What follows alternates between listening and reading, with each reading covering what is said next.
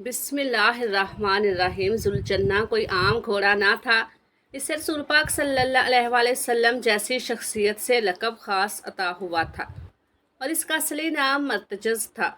लेकिन इसकी गैर मामूली जसामत और खिदमात की वजह से रसूल करीम सल्लल्लाहु अलैहि वसल्लम ने इसको लक़ब ज़ुलजन्ना दिया। बाज़ मुहर्रिकीन के नज़दीक ज़ुलजना और मुर्तज़ा दो अलग अलग घोड़े थे, लेकिन ये बात बाज़ मुअर्रिखीन के नज़दीक बाद अज क्यास है। ज़ुलजना जिस्मानी साख़त के लिहाज से दूसरे जानवरों से मुख्तलिफ था। इसकी पेशानी पर ही एक खुशनुमा और चमकदार आभार था। मगरबी देवमलाई किस्सों में ऐसे घोड़ा को यूनिक के नाम से पुकारा गया है।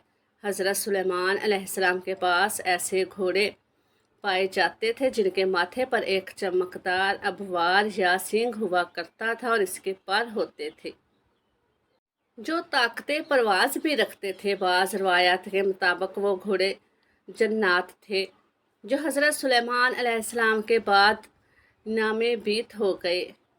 हिंदुओं के उतार लकी के मुजस्मे भी इसको ऐसे घोड़े पर बिठाया गया है जिसके बारे में हज़रत सल्लल्लाहु अलैहि वसल्लम की ज़ौजा मोहतरमा ने भी जिस घोड़े का खिलौना बनाया हुआ था वो घोड़ा भी परों वाला था, जिसको देखकर रसूल अकरम सल्लल्लाहु अलैहि वसल्लम ने तबस्सुम फरमाया था। लिहाजा ज़ुलजना की मनसवीर ऐसी करोड़ों से है जिनमें ताकतें परवास थी। एक रवायत के मुताबिक ज़ुलजना का शजरा हज़रत इस्माईल अलैहिस्सलाम के घोड़े से जाके मिलता है।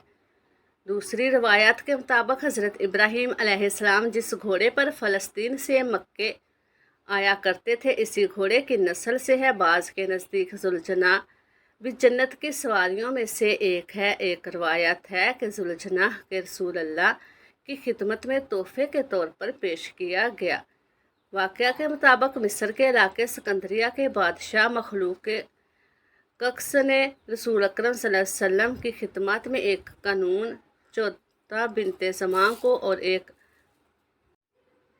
खातून ज़ौजा बिनते ज़मा को और एक बेमिसाल के ज़रिए दखल हरम किया और घोड़े की परवरिश दे दी। हज़रत अली शेर खुदा के सुपुर्द किया। यहाँ पर बात काबिल ज़िक्र है कि ये बादशाह अपने वक़्त की सबसे बाअसर शख्सियत को जो तोहफ़ा पेश कर रहा है लाजमी है कि इसमें कोई ना कोई ख़ास बात होगी। कहा जाता है कि सिकंदरिया के इलाके में जो मिस्र के शुमाल और बहीरा रूम के जनूबी किनारों पर वाक़ है एक घोड़ा जो आज़ादाना देखा जाता था। यह घोड़ा अफसानवी किरदार का मालिक था। बहुत से बहादुरों और महम जोड़ों ने इसको गिरफ्तार करने की कोशिश की। इस तरह इस घोड़े का हिस्सा ज़बान ज़द आम होता गया। एक तरह घोड़े का जिक्र मौकूफ़ल फितरत दास्तान के तौर पर होने लगा। बादशाह हकूक़ का सर रसूल अल्लाह की खिदमत में बेमिसाल तोहफ़ा पेश करने का इरादा किया तो सबसे पहले अपने घरों को इसी घोड़े को पकड़ने की खातिर लगाने की मकूकस के करीब इस घोड़े को पकड़ने में कामयाब नहीं हुए क्योंकि इसकी नीयत अच्छी थी, लेकिन इसका इसी तरह रसूल अकरम सल्लल्लाहु अलैहि वसल्लम की खिदमत में रवाना किया गया। अस्कंदरिया से मदीना तक में इस घोड़े को बड़े बहादुर अफराद काबू में रखते रहे। जब इस मुज़ोर घोड़े को रसूल अल्लाह की खिदमत में हाज़िर किया गया तो हज़रत मोहम्मद सल्लल्लाहु अलैहि वसल्लम ने इस जानवर को इंतहाई पसंद फरमाया। जब रसूल अकरम ने इसकी गर्दन पर हाथ फेरा तो इसने खुशी का इजहार किया। इसके साथ ही इसकी अतायत में तब्दीली हो गई। रसूल अल्लाह ने इस वक़्त इसको ज़ुलजना का लक़ब अता फरमाया और परवरिश के लिए इसकी रस्सी हज़रत मौलाना के साथ ऐसे चल पड़ा जैसे सदियों से मंजिल की तलाश में भटकने वाले मुसाफिर को मंजिल पाने के बाद करार रहे।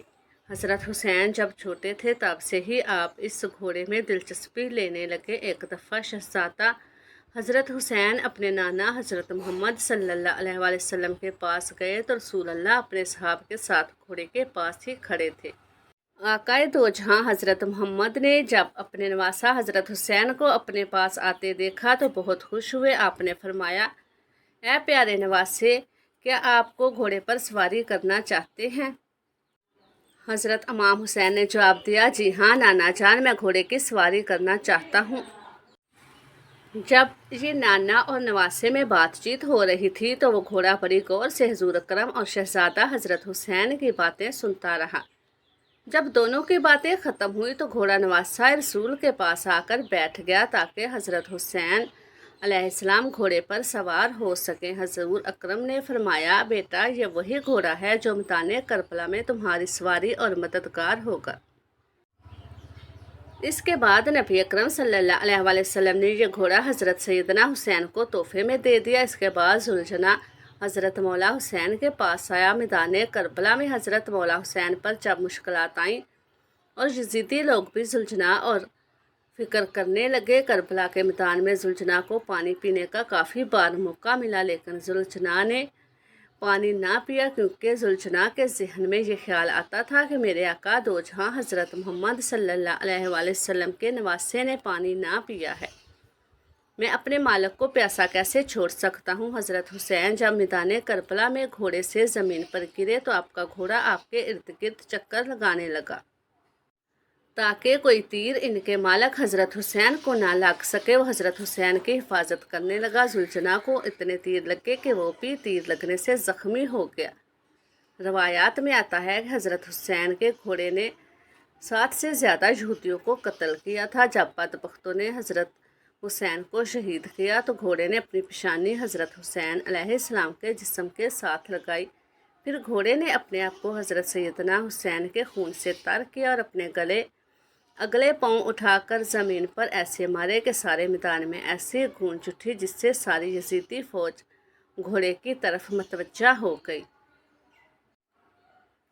जब सिपा सलार उमर बिन साद की नज़र घोड़े पर पड़ी तो मुश्किल में फौरी लालच आ गया कि इस बेहतरीन है, इसे मैं रखूँगा। जुलझना को हुक्म दिया कि इस घोड़े को पकड़कर मेरे पास लाया जाए। जो फौजी जुलझना को पकड़ने के लिए गए तो घोड़े ने बड़ी ज़ोर ज़ोर से ज़मीन पर पाँव मारना शुरू कर दिए। यजीदी फौजियों को अपने पास ना आने दिया, वो भी घोड़े को छोड़कर बाहर निकले। ये देखकर उमर बिन साद ने कहा कि घोड़े को अपने हाल पर छोड़ दिया जाए। फिर वो घोड़ा हज़रत इमाम हुसैन के पास आकर आंसू बहाने लगा।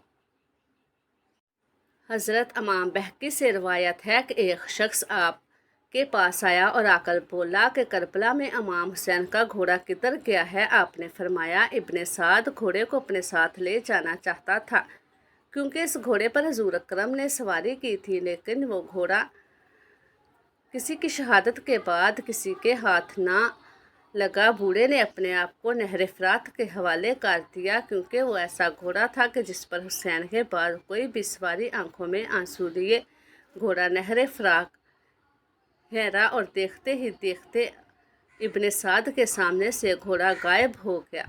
अल्लाह ताला हमें नेकी की बात को सुनने, समझने और इस पर अमल करने की तौफीक अता फरमाए। अल्लाह ताला मेरा सुनाना और आपका सुनना अपनी बारगाह इलाही में कबूल व मंसूर फरमाए। आमीन। अस्सलामु अलैकुम व रहमतुल्लाहि व बरकातहू।